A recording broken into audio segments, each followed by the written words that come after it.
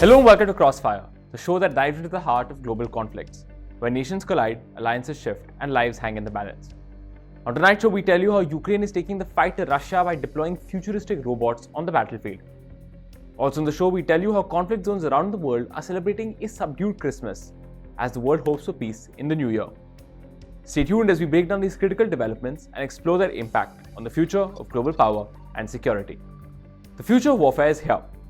Ukraine has launched its first robot-only assault against Russian forces, with no soldiers on the front lines, just machines. Ground robots and drones coordinated seamlessly in an attack that's reshaping how wars are fought. Outnumbered and outgunned, Ukraine's tech-driven assault is proving innovation can be the ultimate weapon. So could this be a glimpse into the future of global conflict? Our next report tells you more.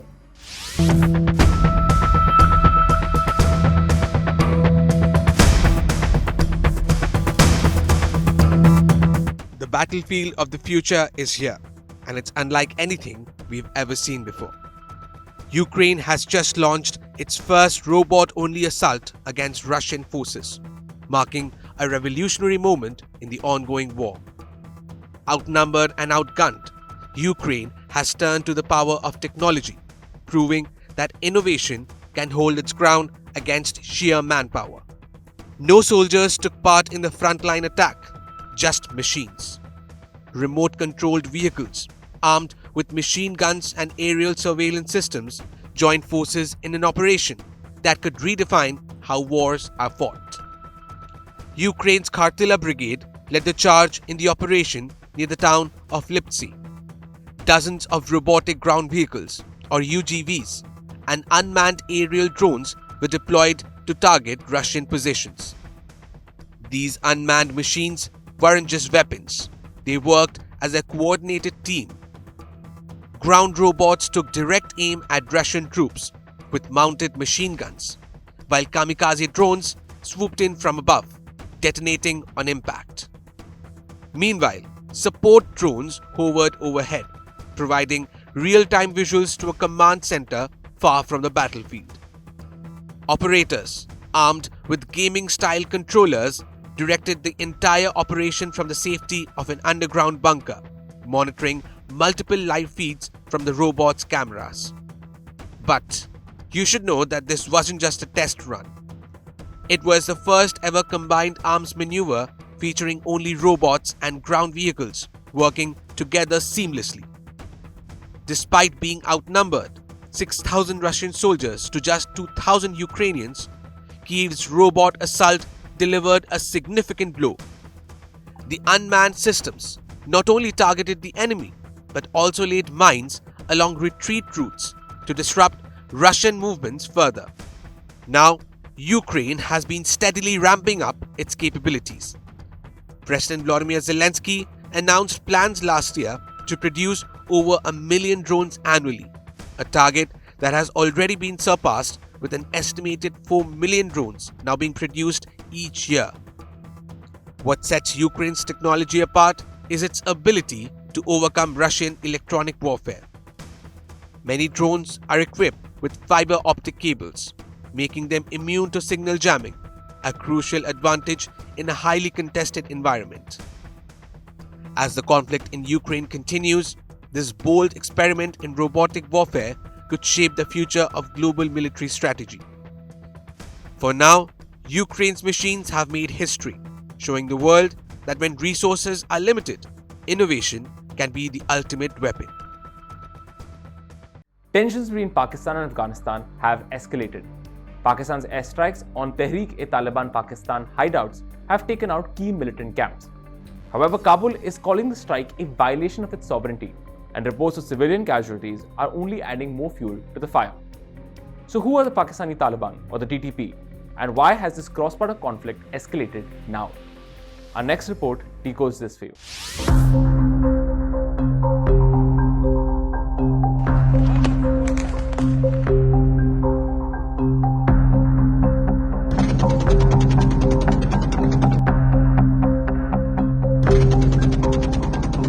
Tensions between Pakistan and Afghanistan have just reached a boiling point. In a bold move, Pakistan launched airstrikes targeting Tehreek-e-Taliban Pakistan hideouts in Afghanistan, hitting key training camps and killing several insurgents. But the aftermath has sparked outrage, with civilian casualties and accusations of violating Afghan sovereignty. The question is, why now? What exactly are the Pakistan Taliban? And why has this brutal confrontation escalated into a dangerous new chapter? Now, the Pakistani Taliban, or the Tehrik-e-Taliban Pakistan, is a militant group that has been a persistent thorn in Pakistan's side since its formation in 2007.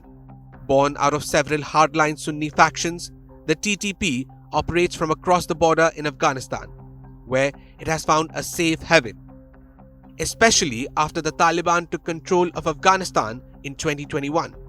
While pledging allegiance to the Afghan Taliban, the TTP functions independently, aiming to impose a strict interpretation of Islamic law in Pakistan. Over the years, this group has claimed responsibility for some of the most brutal attacks in Pakistan's history. This includes the shooting of Nobel Peace Prize laureate Malala Yousafzai in 2012. Pakistan, already grappling with the threat of insurgency, accuses the Afghan Taliban of sheltering TTP militants. It claims that the group operates with impunity on Afghan soil. The recent airstrikes were a direct response to this growing threat. These airstrikes, which targeted TTP hideouts, have ignited tensions between Islamabad and Kabul. Afghanistan has denounced the attacks, calling them a violation of its sovereignty, while the TTP has vowed retaliation. Civilian casualties from the strikes have only fueled the fire, complicating an already fragile relationship between the two countries. Pakistan's effort to negotiate a peace deal with the TTP in 2021, mediated by the Afghan Taliban, ended in failure.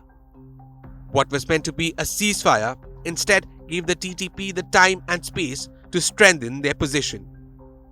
Now, as tensions mount, the question remains: can diplomacy calm the storm, or will military strikes continue to dominate? The unfolding conflict is not just a matter of cross-border military strikes. It's about regional security, diplomatic trust, and the growing influence of militant groups in the region. As Pakistan pushes back against the TTP, the question is, how will the international community respond to these tensions? And what will this mean for the fragile relations between Pakistan and Afghanistan moving forward? Christmas, a time typically filled with joy and celebration, has turned somber in many parts of the world this year. From Bethlehem to Ukraine, the festive spirit is drowned out by the harsh realities of war and conflict. This Christmas, the world is reminded of how truly fragile peace is. With so many grappling with conflict and loss, the question remains, will the new year bring peace and relief to those caught in the crossfire?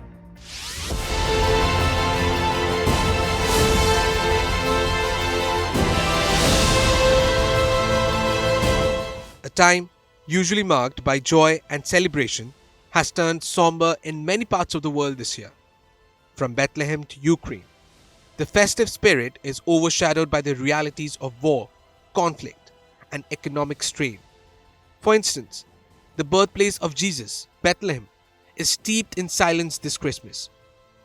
Manger Square, once glowing with festive lights and packed with tourists, now sits dark and empty. The cheerful sounds of brass marching bands have been replaced with quiet processions by Palestinian scouts. Security forces have set up barriers near the Church of the Nativity, while shops stand shuttered.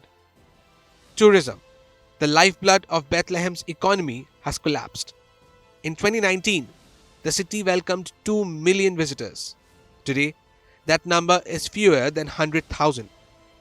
The impact of conflict, particularly after the deadly October 7 Hamas attack, has drastically limited movement, with Israeli checkpoints stalling access and causing economic ripples across the region. In Gaza, the Christmas spirit has been even more heavily dampened by the ongoing violence. The conflict has left families struggling to find safety, let alone celebrate. The streets of Gaza City, once filled with Christmas lights and decorations, are eerily empty. Churches have been forced to cancel services. or hold them behind closed doors due to the danger of airstrikes and the devastation caused by the war. For the Christian minority in Gaza, many of whom have already faced years of hardship, this holiday season feels even more desolate. Those who are still in the city have no choice but to gather in small groups for private prayers, in stark contrast to the public celebrations that once defined the season. And the shadow of conflict extends far beyond West Asia. In Ukraine, another Christmas unfolds under the weight of war. Cities remain on high alert as the ongoing Russian invasion disrupts daily life. Churches that would typically host joyful services are now places of refuge, with worshippers praying for peace and survival rather than celebrating. Across Kyiv, citizens light candles not for festivities, but to honor lives lost. Even in moments of celebration, there's heavy reminder of the resilience it takes to find hope amidst the turmoil. This year's Christmas is a reflection of the fragile state of global peace. As cities worldwide grapple with the weight of conflict this Christmas, one question remains: will the new year bring peace and relief to those living amidst war and loss? That's all we have for you in this edition of Crossfire. See you tomorrow.